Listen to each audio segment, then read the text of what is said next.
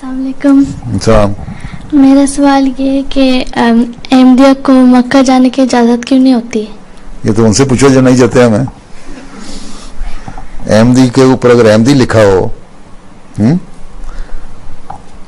تو وہ کہتے ہیں کہ تم لوگ کافر ہو اس لیے تمہیں نہیں ہے. حالانکہ ہم مسلمان ہیں. حضرت صلی اللہ علیہ وسلم نے فرمایا کہ جو شخص کہتا ہے نا لا الہ الا اللہ محمد رسول اللہ وہ مسلمان ہے. بلکہ آپ نے یہ بھی فرمایا کہ جو شخص کہتا ہے نا لا الہ الا اللہ وہ بھی مسلمان ہے. ٹھیک. تو ہم تو لا الہ الا اللہ محمد رسول اللہ پڑھتے ہیں نا, تو ہمیں لوگ کبھی کافر کہتے ہیں. تو یہ تو جو گورنمنٹ ہے نا وہاں کی, انہوں نے ظلم کرتے ہیں ہمارے پہ, جانے کی اجازت نہیں دیتے بحیثیت احمدی.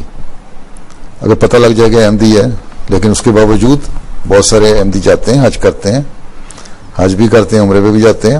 اب تو بہت سارے لوگ جانے لگ گئے ہیں, یو کے میں بہت سارے لوگ جانے لگ گئے ہیں. ٹھیک ہے.